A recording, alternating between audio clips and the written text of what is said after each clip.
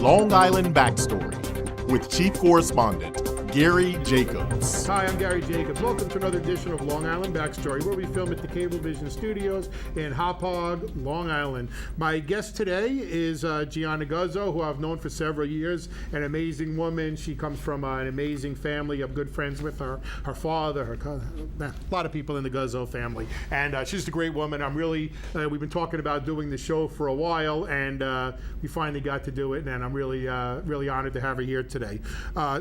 What we're going to talk about today is the NRA Youth Educational Summit.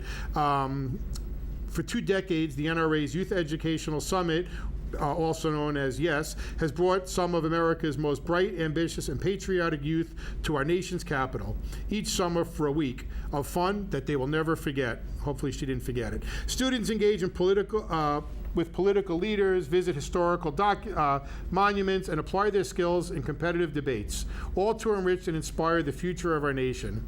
The mission of Y.E.S, the program that we're talking about, the Youth Educational Summit, is to help students explore our American government, Bill of Rights, and the U.S. Constitution, while encouraging them to become responsible citizens who participate in the democratic process and return to their community with a proactive voice for the Second Amendment. But Y.E.S isn't just about taking tours around Washington, D.C. The summit is an educational experience that offers over $55,000 in college scholarships for students who demonstrate strong leadership skills and knowledgeable participation during the week's activities, which include debates, seminars, and current events. And I know this is something that a lot of people want to get into, and it's actually a pretty long process, and you need letters of recommendation. I personally think the main reason that Gianna got into the program was because of my letter of recommendation, but I don't know if that's really true. Nobody's going to confirm or deny that. So Gianna, welcome to Long Island Backstory. Thank you for having me. So first, let's talk about this. How did you hear about this, about the Youth Summit? Well, honestly, I heard about it from my dad. He just subscribes to their emails, and it was just in one of their letters, and he was like, oh, Gianna might have an interest in this, and forwarded me the email. And I actually put it off for a long time, and then just a couple weeks before the application deadline, I thought about it again, and I said, you know what? I really have a good feeling about this. I'd really like to do this, and I decided to apply. So before this, were you interested in government? Were you interested in guns? You know, what made you be interested in the NRA? I actually hadn't had all that much education in regards to the NRA and gun rights at that point in my life. Okay. But I had always grown up in a household where, you know, politics were talked about and everything, but I really personally hadn't developed very many of my own views at that point yet.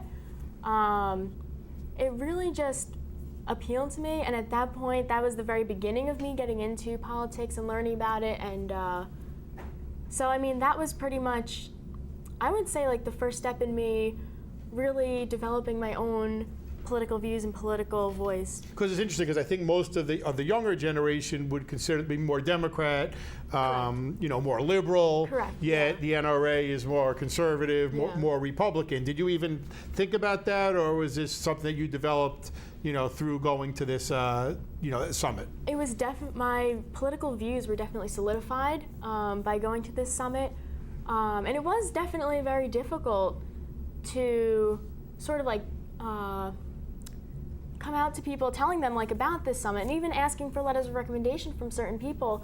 I almost felt uncomfortable asking certain people to write me a letter of recommendation for an NRA sponsored program. Right. And that was before even we had these really horrific, correct, you know, I mean, there's always been gun violence, but that was before, you know, Parkland, before Connecticut, that was before all the school shootings. Yeah. So I imagine it'd be more. So when you grew up, both of your parents, are they members of the NRA? Are they gun owners? Did you grow up shooting guns? You know, did you grow up around them? So. Because I'm scared of guns. I wasn't brought up around guns, and guns scare the hell out of me. I got to be honest with you, because I wasn't brought up with them. That's actually like a very serious issue, is that most people aren't educated and brought up knowing about gun safety and gun training, and they become afraid. And that's oftentimes why today in politics and today in the media, it's often used as a scare tactic. And it's really unfortunate, because when guns are put in the right hands of the right people, it's really the only way to protect us. So were you brought up with guns though in the house? Did you shoot a gun before this? You know. Yes. So when I was very You're on young Long Island, and it's not like guns my all over. parents were still together, there were guns in the house, but I was too young to know about that. I was about 6 years old when my parents got divorced, and it was very traumatic divorce, as you know about. Unfortunately. When the divorce happened, I ended up moving in with my mom, and until the age of 14, I lived with her and grew up with her. And in that house, there was not guns. And at that time, she had her political views, but politics weren't really discussed like as much. And when I was 14, I was able to move in with my dad, and he is a member of the NRA and a little more outspoken about his political views. And that's really like when I became more politically inclined. But you mentioned shooting. As I started to develop my own political views, I realized that gun rights in particular were a very acclaimed topic for me. And I really felt that I believed in gun rights, but at that point I wasn't really ready to begin shooting myself.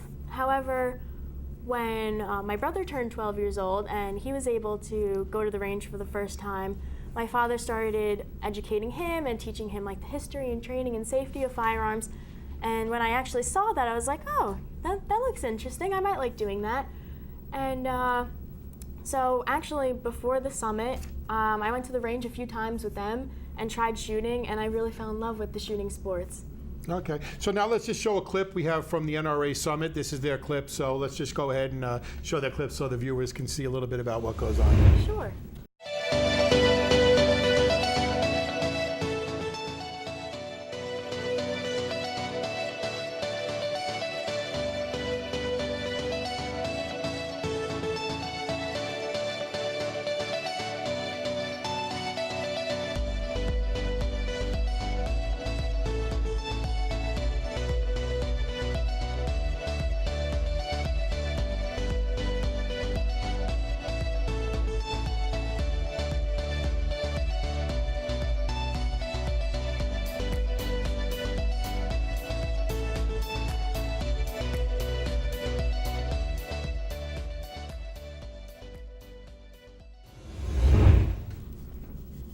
So as everybody can see in that clip, you know, there's a lot of youths having fun. You know, it's not like sitting around all in a classroom. Everybody's enjoying, you know, what they're doing there. So let's just go back to the.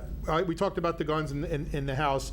Let's just go back step a little bit. What is the process like to get accepted into the program? Because, I mean, I said it, but it's just serious. It wasn't just like anybody could apply. And I'm wondering, when I was doing the research, and I was wondering, is that because they don't want like moles in there, you know, who really don't believe in this, but they're going to cause problems?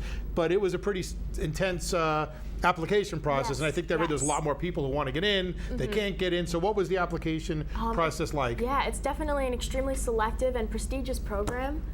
There's a lot of scholarship money that is at stake and up for grabs to some of these very intellectual and politically esteemed peers. And so, I mean, the application process is very much so comparable to a college application process. We had to provide high school transcripts, letters of recommendation. I had to write a formal research paper. They gave us a few topics to choose from, but mine that I chose to write about was the government's ability to disarm the American people. And we also had to create some sort of personal statement. It could be a video or an essay explaining why you personally really wanted to attend the program. So I ended up sending a video explaining my reasons for wanting to Well, go. I guess it worked. So was the program what you expected?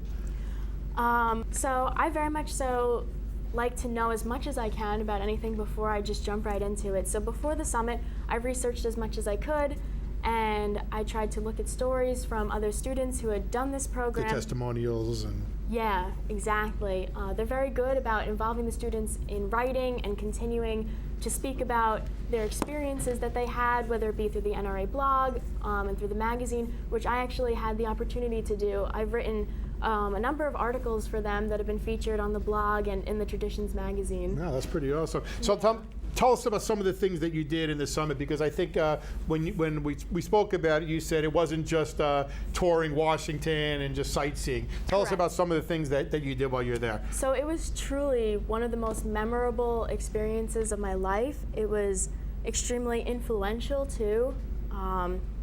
Really, the people that you meet there is what I would say would be the most important part of this. You make so many connections. No matter what area of politics that you're interested in, you met with people of special interest groups. You met with politicians. We had the privilege of having a senator speak to us. We were able to see the Supreme Court. We were able to see and honor our military when we went to Arlington and other places. Yeah, where we and I really think got you to mentioned that was support more the military. that was moving for you to go to Correct, yeah. to Arlington. Yeah, that really just gave me a new appreciation and understanding for all the values that America truly stands for. I mean, here are people who gave their lives selflessly so that we could have the freedoms that we all enjoy today. And I think that that's something so important that today in our bipartisan divide of America is oftentimes overlooked. We're so focused on these key issues that we forget to sort of look at like what we all have in common and focus on these American fundamental values that we all share, which are really so precious, that we all get to have our own opinions. We all get to have our own voice. And so that was really, really an inspirational moment for me when I saw that. You know, Jen, we're going to have a problem with this show. I think I'm going to have Andy edit out some of your vocabulary, because you seem a lot smarter than me. You know, you got some vocabulary for a 20-year-old young lady. 18. So 18. Now I'm really impressed. So I had to throw that. I'm listening. I'm like, wow, this woman's got. I don't think at 18 years old I was thinking about politics at all. Another thing that you mentioned to me in one of the emails that you sent was that you were really interested in the Museum of American History. Yeah. What was it about that really struck a chord with you? At that museum, we were able to see so much of like the development of America and American values and politics. And really, what was the most striking to me was when we got to see the actual Constitution, Bill of Rights, and Declaration of Independence. When I walked into that room, I just had the best look on my face. I was so excited to be there, and when I finally, after waiting in line, got to see those documents, it brought tears to my eyes. So, obviously, you had a great time there. Also, what is it that you left with? What when you walked away, what would you go back and say? This is what I left with, from the program. Besides having a really fun week. Well, it definitely solidified my views, and now that I'm of voting age, I think it's definitely really important that I was able to have this experience, and it also gave me sort of something to look back on as I took AP Government that following year. And it really gave me something to connect to, because it's one thing to read about it in a textbook, but it's another thing to actually go there and see these sites and talk to these people. And when they're talking about, the Senate or the House of Representatives, having been there myself, it really just gave me such a new understanding and appreciation for it. And I really think that it also inspired me to do more and to get more involved. After the event, I became involved in the the Friends of NRA banquets, which is their main fundraising source. I got to volunteer there and also talk about my experience at Y.E.S and promote the program. So that was really, truly an honor to be able to speak there as well. And it really made me want to get more involved. And like you were speaking with somebody else earlier about like that getting involved and people wanting to be involved, it really inspired me. And I'm very undecided in what I want to do in college, but I'm really, at this point, greatly considering going into politics or law in some way.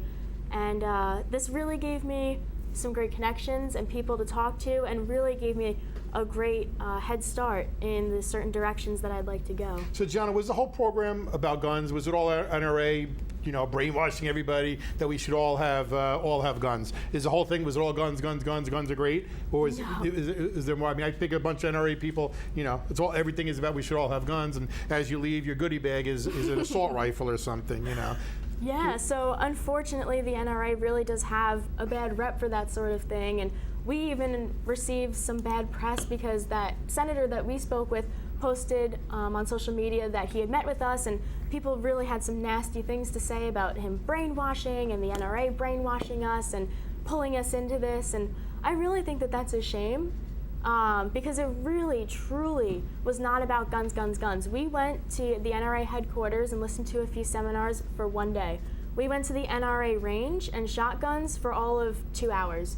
The rest of the entire week, we spent honoring our military. We spent it having intellectual debates and conversations about political events and current events topics, which was really very nice, because even within that group of people, I ended up writing my college entry essay about this, how there was people there. I thought we were all going to be the same. I thought it was going to be, unfortunately, I had the wrong idea, thinking that it would be white, Republican, Christian people who, have this type of view and that's it, and believe the same things about everything in the conservative and Republican Party, and it was not at all. I mean, even just the group of kids there, we all had different political views, and we all had different views on some of these topics of gun rights, abortion, some of these really high-stake issues in government today. And it was really interesting to see how, even though we all agree on one specific topic of gun rights, and even within that, some people had different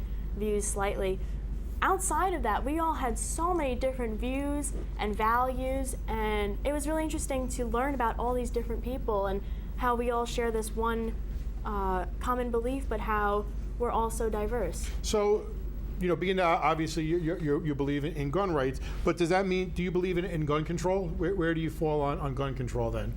So I've actually had many debates in school and outside of school about gun control, and especially this year, it's become a very present topic in the news and in media, especially with all the shootings. And it's so unfortunate, because oftentimes people use these tragedies to try to get points across, and I really find that quite disgusting. I really truly believe that people who are good, law-abiding citizens are not the problem. And so taking the guns away from them is not the avenue that we need to take to stop these tragedies. There's something else. There's something else going on. And I really think that education is the key. I think that we really need to work on educating everybody about guns and gun safety, and stop hopping on the media train, because oftentimes people just follow along and they just see and then they just regurgitate information. And I enjoy having debates with people, especially about gun rights, and I have my beliefs, but I really enjoy having debates with people, intellectual debates, and seeing other people's sides and hearing all sides of the story. And I definitely have my views, and I really truly believe that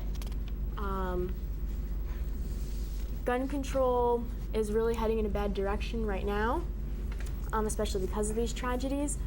But I mean, I really think that there needs to be compromise, and I really think that people need to listen to each other, and we need to hear all sides of the argument. So what about like, for example, and I'm putting you on the spot, Sure, but like, sure. I'm sure you talked about it there. What about assault rifles? And people say, well, listen, even people who are staunchly, for gun control, a lot of them would say, all right, it's one thing. I think everybody should have protection. You could have a rifle, you could have a pistol, Sure. but do you really need an assault rifle? So that's definitely a topic that's greatly discussed. And the bottom line, personally, this is me personally, when it comes down to it, I don't think it really matters so much the type of gun you have. And assault rifles are oftentimes used in shooting sports and hunting and whatnot. And it's really unfortunate that everybody just slaps a label on them and says that these are bad and people who have them are bad and you shouldn't be able to have them. Nobody should be able to have them. Because if you're a law-abiding citizen who's taking that gun and using it lawfully, there's no problem with that. And I really find it unfortunate. And But what do we do? I mean, I think we have to agree. Something's got to give. I mean, there's so much gun violence now, and it's getting worse. I mean, you were at the class. Does the NRA say, listen, I mean, sometimes there's things they say is just crazy when you hear it. Some of the people who were just, that's it, everybody should have a gun, and we don't believe in any controls. But to some, I mean, do they have a solution, for what needs to be done? What's their idea for what we can do? Or maybe they don't. Maybe, maybe they say it's okay. But what could we do about the gun? Something has to be done, right? Too many people, innocent people are being killed. I definitely can't speak for them. Right. I hold my values and truths to myself, but I mean, that really is a difficult topic. And I'll be honest with you, I've had a few people who have asked me about that, and they're like, oh, Gianna, you believe so strongly in the right to bear arms and for everybody to be able to own the guns that they want and for people to have whatever kinds of guns they want, et cetera, et cetera. And, how are we supposed to stop this? And, where do you draw the line between people being able to own grenade launchers, right.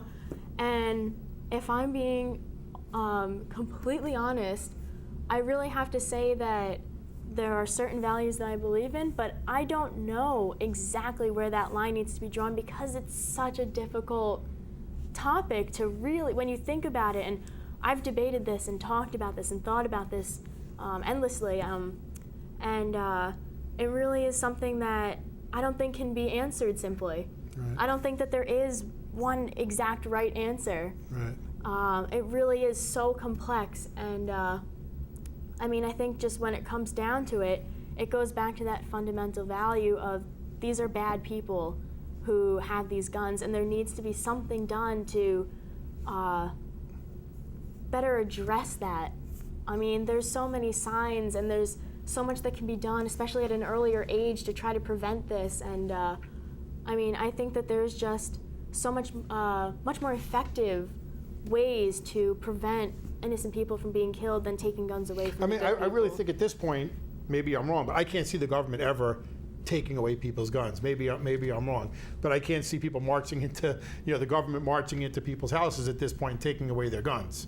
I mean, it would be an uprising. I don't think that would happen. So, I don't even know if that's an option. But I'm sure amongst your friends, especially that you just graduated high school, people are worried about these school shootings. So, do you find yourself like in the minority, amongst your friends, saying, "Hey, what are you crazy?" I mean, we've had debates in my government class where it has literally been me against an entire group of students. Sure. Yeah. And so that was definitely very difficult because one person would say something and I would have to debate them, and somebody else would say something and I'd debate them. So I literally debated against an entire class of students, essentially. So I actually have, as one of my questions, Gianna, was to ask if you recommend this program for other teens. I think we've already, that's an astounding yes that you would recommend. Was this expensive, the program? Was it expensive to go to? This program was paid for completely by the individual Friends of NRA state chapter. So it was my chairman who paid for my entire trip. Plane, food, housing, all expenses paid. I guess that's why it's so competitive to get into. Yes. To get into also. So now that you've graduated high school, where do you go from here? What are your plans? So I'm very, very blessed to have been accepted to my first choice college, NYU, and I'm going to be spending my first year abroad in Florence, Italy. Wow, that's awesome. Do you have any idea what their gun position is over there in Italy? I'm sure you've researched it before you left. I have no idea what it is. They have far stricter gun control than we do, and their government is very different than ours.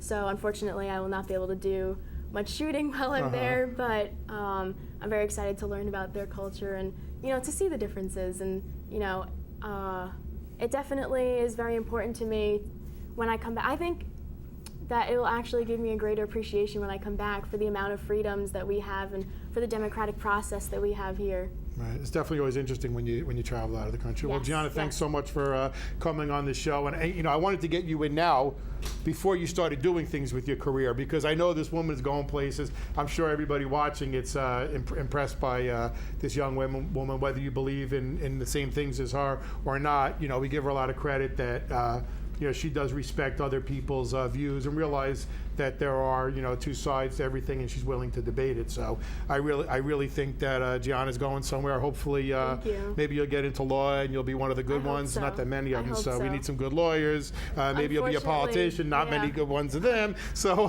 When I was younger, I was greatly affected by a lawyer who horribly misrepresented me, and that's actually been sort of an inspiration as well for a reason that I would love to go into law or politics. Right. Yeah, it's interesting how sometimes a bad, turning something bad into something good. Yeah. So whoever that lawyer is who did a shitty job on your case, back then, is looking at this. Wow, I'm responsible for Gianna getting into this. So Gianna, again, thanks so much for coming out, and you did a great job, speaking out for the program. I'm Gary Jacobs. Thank you for joining us on Long Island Backstory. If you're watching the show on YouTube, please go to the bottom right. I think it's in the bottom right of your screen, and click subscribe, and you'll get to see all of our videos as we post them. If you're watching it on Facebook, please go to the Long Island Backstory Facebook page, click like, and share this video to all your friends. We'll see everybody next week.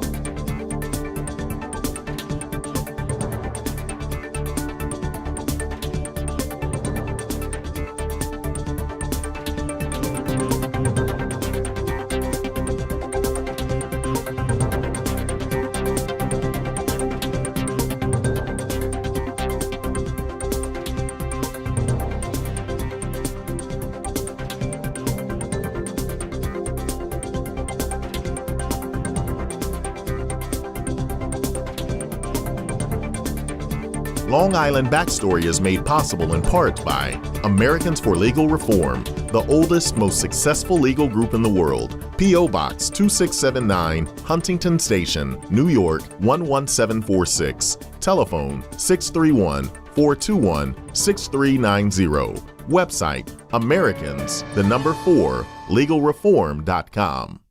I tried Oxy at a couple of parties. I didn't know it'd be this addictive. I didn't know how far I'd go to get more. Opioid dependence can happen after just 5 days. Know the truth, spread the truth.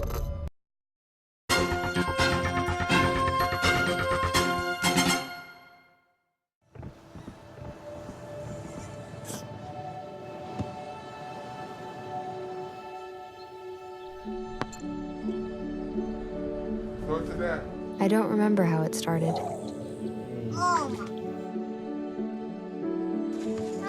Our back and forth. Victory. Fumble. Repeat. It always came back. Dad! Okay, here we go, throw it! Yeah. You probably don't remember what you told me, That was perfect. but I heard every word. Nice.